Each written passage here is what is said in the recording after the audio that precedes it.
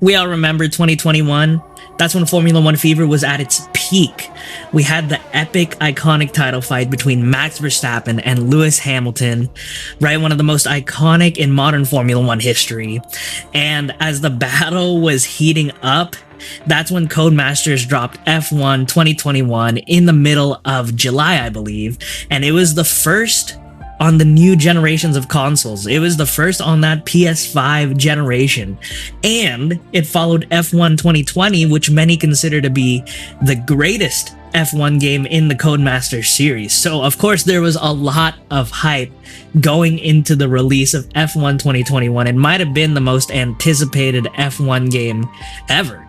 And when the game came out, it seemingly delivered. There was something about F1 2021 that felt like a culmination of all the games before it. It felt complete. They built upon everything and made it great. It felt like the last game that had a soul, but it was also the first time that something felt a little off. So that is really the heart of F1 2021. Was it the last great F1 game, or was it the beginning of the end? And that's what I'm going to talk about today. From the moment you booted up F1 2021, it felt different. The menus were clean and snappy, but the biggest thing you noticed, I love so much, is that the soundtrack was the best soundtrack the series has ever seen. It was some incredible music. It wasn't just high energy, but it was orchestral.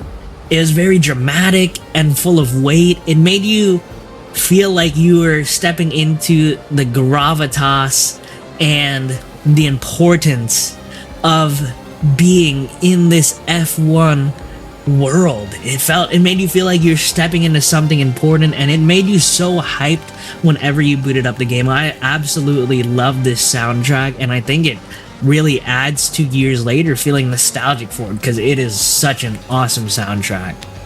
And being the first game on the PS5, even on PC, it affected it, because you could tell that the visuals were sharper, the frame rate was smoother on console, and there were so many quality of life changes that I absolutely loved. For the first time, you could actually skip replays lap by lap, and for the first time, the full race replay could be saved. It's such a small quality of life change, but it is a game changer for people like me who love running career mode, who love being immersed, because now I could spend hours in the replays, being able to see the full story of what happened throughout the race, not just to me and my driver, but I could go to every driver and see what happened to them throughout the race.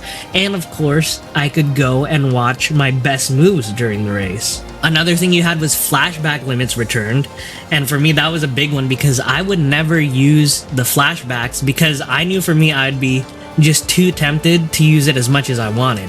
But now that I could set a flashback limit to 1 or 2 a race, I could actually use it to undo something stupid and unrealistic the AI could do, but I wouldn't be able to abuse it. I could only use it for those big, crazy AI moments. So now I could have a much more enjoyable career experience. And this next one I loved for immersion as a career mode player. You can now DNF due to mechanical failure in career mode. It always bothered me that in previous games I would pick up just a bunch of easy points because the AI would have these mechanical failures, but that could never happen to me. It brought me out of the immersion in those moments, and it sometimes made the championship battle feel cheap. But in F1 2021, thankfully that was no longer an issue, and I really, really liked that addition. Also, weather forecast now was just a probability. So you could see there's a 50% chance of rain, right? So you wouldn't know, would it rain during this race, would it not? That would be a big effect on your strategy. And of course, again, added to the immersion and drama of not ever being fully confident that you knew what the weather would be, which in many F1 races is one of the biggest parts of what gives some of these F1 races suspense. And then there was the handling, which in a lot of ways I really enjoyed. The cars were super twitchy and responsive in a way that gave you a sense that you had full control. You could push hard, you could just really make sure you were really getting that nice turn around the apex. Felt like you earned it. And sure, the force feedback did lack detail, especially on the wheel, but the way the cars moved on the track was really fun. Just turning it and getting that slip angle going. Add in immersive touches like the realistic underbody damage if you attacked a curb too hard. I remember that happening. And AI that actually battled each other, sometimes even to the point of crashing. And you had a game that felt more alive than any F1 title before it. But even in the middle of all that progress, the cracks started showing. Like I said, force feedback, while snappy, it didn't feel that nuanced. It felt worse than previous games. It didn't feel like it communicated as much. It felt really numb and stiff. And of course, there's the infamous slippery curves that became a major issue at certain times. You know, sometimes you'd attack a chicane the same way you did the lap before and get spinning for no reason, so it made some of those curves not too fun to drive aggressively. AI could also be frustrating because they could carry higher speeds into corners than you, looking like they were using F1 2020 physics rather than the more understeery physics of F1 2021 that came with the updated rule set of that year. And then there was Breaking Point. You know, Codemasters marketed it as their boldest step yet, a full narrative mode in the style of Drive to Survive. But for many, including myself, it felt like a glorified challenge mode. You know, you didn't really have agency. Winning didn't matter. It didn't affect the cutscene or the outcome of your storyline. If your goal was to get into the points, even if you won, the cutscene would just acknowledge that you got into the points. Losing just meant retrying the same scenario, and when you were done, there wasn't really any real reward, just credits and a cutscene at the end.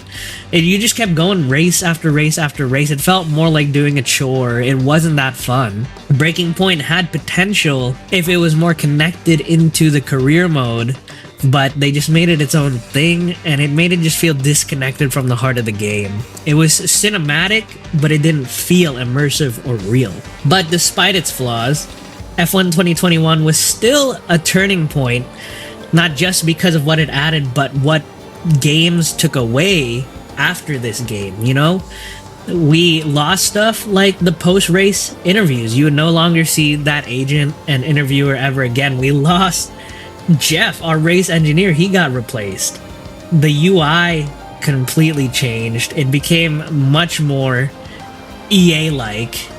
It took forever to get into the actual races in F1 22 and 23 because of the F1 World thing.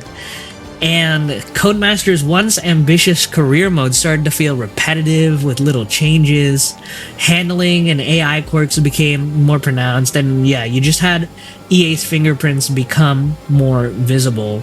By 2023, the online discourse was about microtransactions and how people hated it, people hating F1 life, and all the bugs, and it wasn't about the fun immersion or passion. So when you look back, F1 2021 didn't just feel good, but it felt like the final game in Codemasters' independent golden era. F1 2021, because of that, still holds up. The AI show real personality. In one race, I had Gio ahead of me, and he kept blocking me on the inside outside. He was really aggressive in his blocking, and when I would do the same move to George Russell, Russell wouldn't do that. He didn't block as aggressively, and you know, we all know how Imola went in 2021. Maybe that wasn't realistic on Russell's character, but it was so cool that different AI raced in different ways. And while Breaking Point may have not hit the mark, we had new tracks like Imola, Portimao, and Jeddah, and I just loved it. It brought this new, fresh energy to the game. I especially loved Imola with its tight, technical, fast turns. Not always the best racing, but incredibly fun to drive. So F1 2021 wasn't perfect. You know, the force feedback lacked soul, the curbs were unpredictable, and Breaking Point was just meh. But it was polished, it had soul, and it felt complete. You know, it was the last F1 game that felt like a product of passion, not production.